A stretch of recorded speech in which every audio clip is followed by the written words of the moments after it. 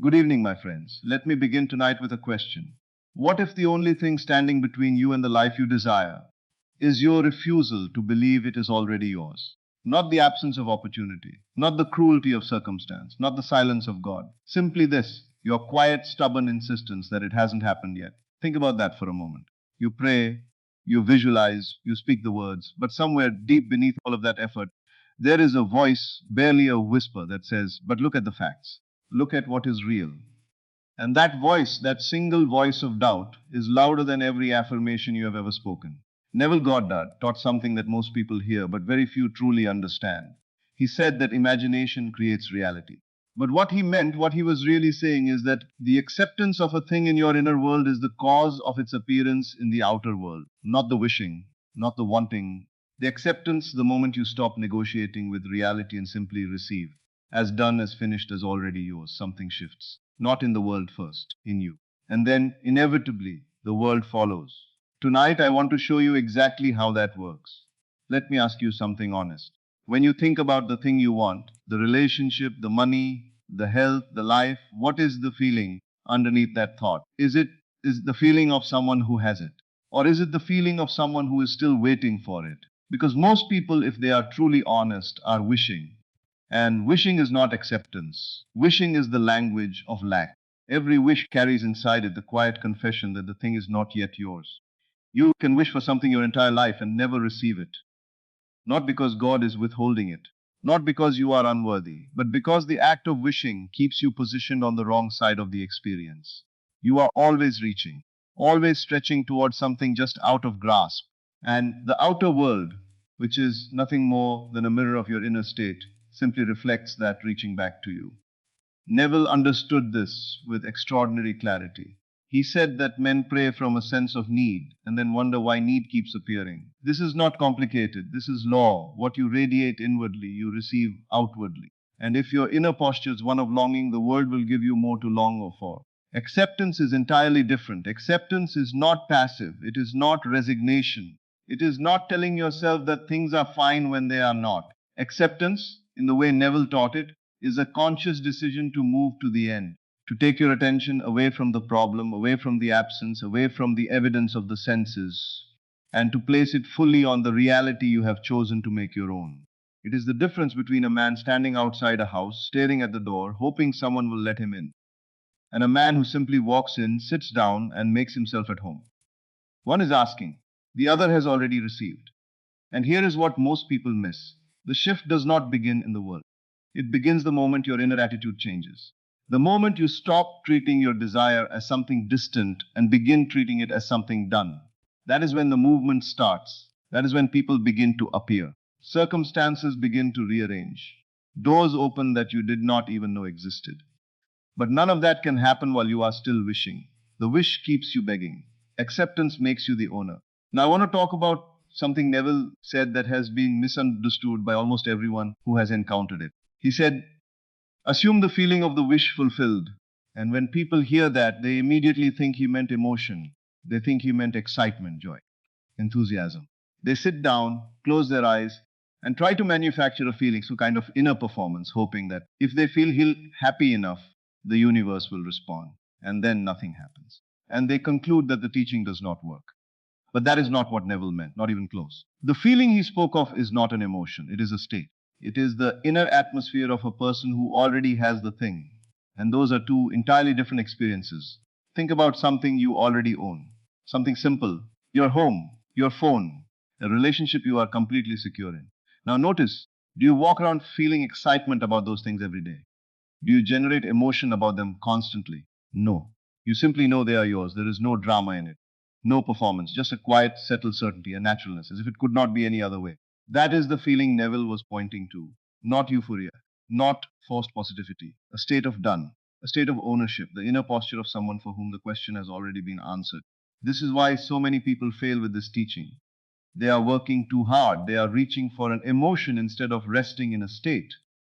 And the reaching itself betrays the lack beneath it. You do not reach for something you already have. Neville called this living in the end.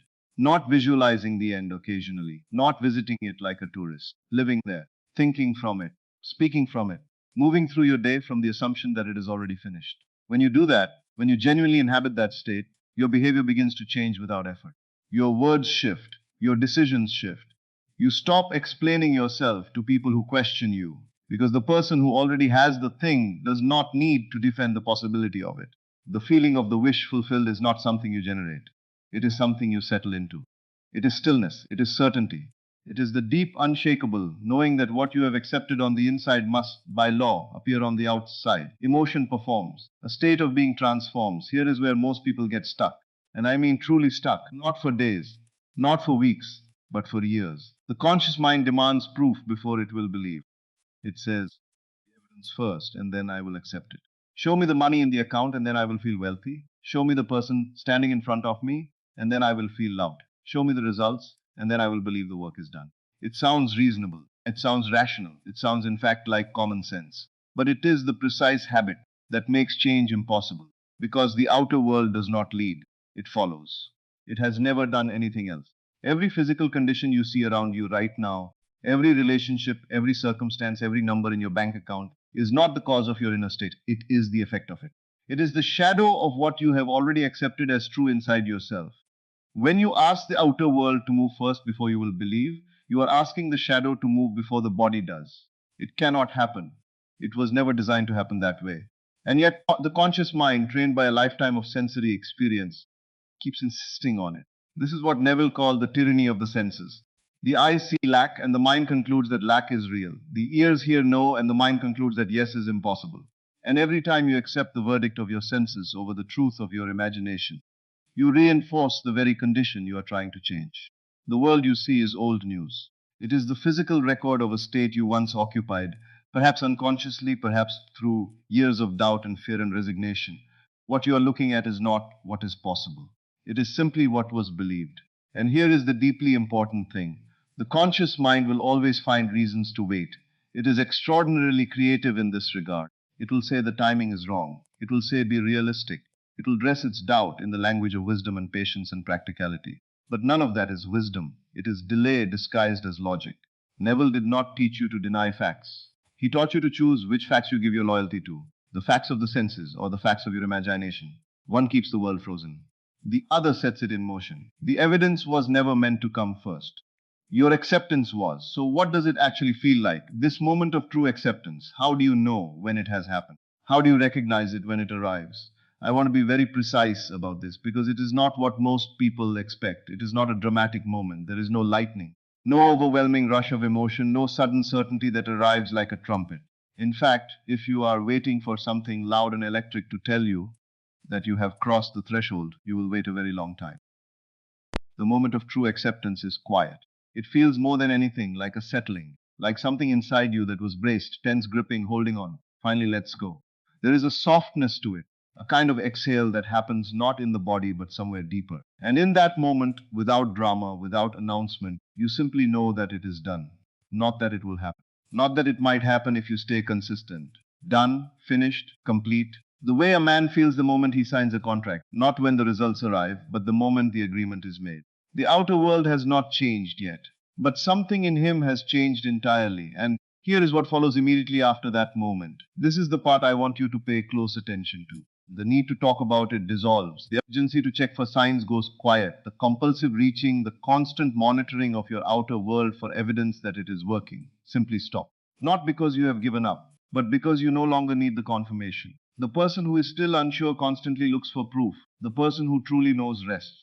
This is how you recognize real acceptance, not by how powerfully you felt it in a meditation, by how you behave afterward, by whether the anxiety has genuinely left, by whether you can think about the thing and feel peace instead of pressure. And when that shift happens, when that quiet certainty takes root in you, the outer world begins to move. Not always dramatically. Often it begins in small ways. A conversation changes tone, an unexpected message arrives, a door you had stopped expecting suddenly opens. These are not coincidences. They are the first visible movements of a reality that reorganized itself the moment you changed inside. The world did not wait for new conditions, it waited for a new you. And the new you was born in that single, quiet, unannounced moment of acceptance. Now, let me give you something practical, something you can take with you tonight and actually use. Because everything we have spoken about, the shift from wishing to accepting, the state of the wish fulfilled, the refusal to let the senses dictate what is true. All of it means nothing if you do not know how to apply it. Teaching without practice is just poetry, beautiful perhaps, but unable to change your life. So here is what I want you to do. Not tomorrow, tonight. Choose one thing, just one. The desire that sits closest to your heart right now, the one you have been carrying the longest, the one you have almost given up on but have not quite let go of, that one. Now I want you to sit quietly, not to visualize, not to perform, but simply to ask yourself one question. If this were already done, how would I feel right now? Not tomorrow when it arrives.